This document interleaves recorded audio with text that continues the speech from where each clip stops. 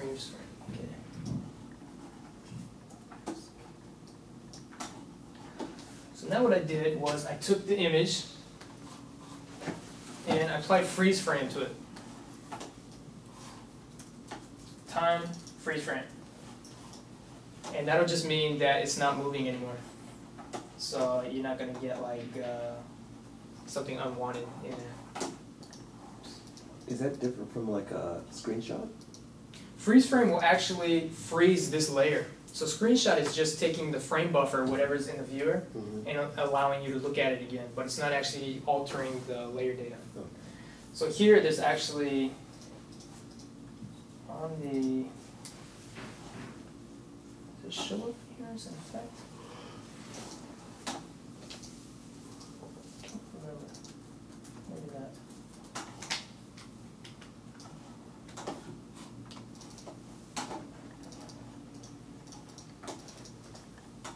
You don't even need to. You can use freeze frame or you can just use the image. It doesn't have to be freeze frame. If you find unwanted movement, you can freeze frame it. But then if you freeze frame it, you're going to have to deal with stuff like grain, regraining it, and stuff like that. But you know, for YouTube, it may not matter. So if you find that the image, the part of the image you're using has a lot of like movement that you don't want, just freeze frame it. It's like doing poor man's like Photoshop clean plate. Just doing it all in After Effects. If you find that the part of the image you can use doesn't have to be frozen, even better because you get movement for free. So I think for this one I actually didn't use freeze frame, but I used the mask. So I rotated it, and I used the mask just around this area, and then I just placed it on top where it kind of looked correct. Now here's the thing, is like if you look closely, it's incorrect. It's going to look fake. But most people don't know what a monkey's shoulder looks like.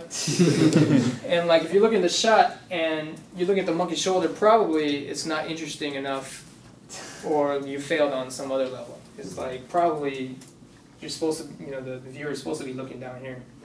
So something like this, you just have to get it good enough where it doesn't draw your eye. So visual effects are all about, it's like a magician's sleight of hand. They're not completely like, you know, actually doing real magic. They're just directing your attention over here and then changing the cards over here or something. So visual effects, same way. You want to direct the viewer's eye in the scene to the place you want it to be and then fix what you want somewhere else. So yeah, the way to get a visual effects shot done is just show it to somebody who doesn't know what they're looking at, and if their eye doesn't go to that one thing and get drawn out like, what is that? Probably it's good enough.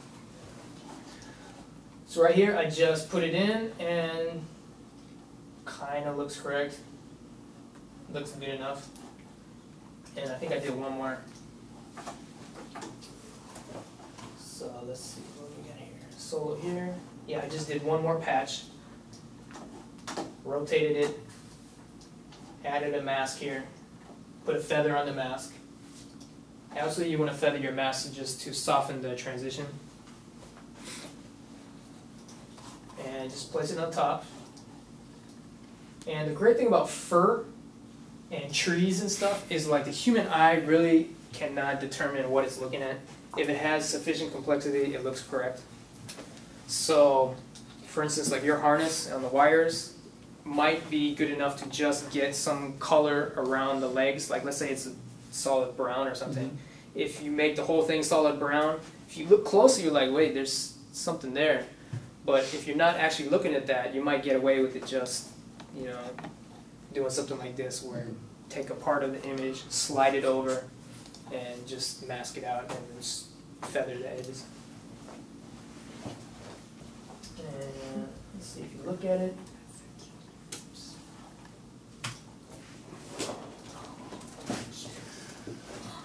Shift that where it wasn't supposed to be.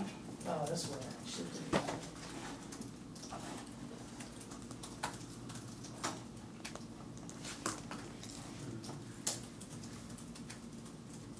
Yeah, so for instance, you know, so remember we got rid of the wire here, can't see it.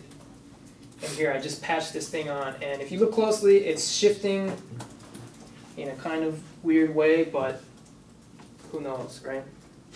So if it's, you know, if you don't notice, it's good enough.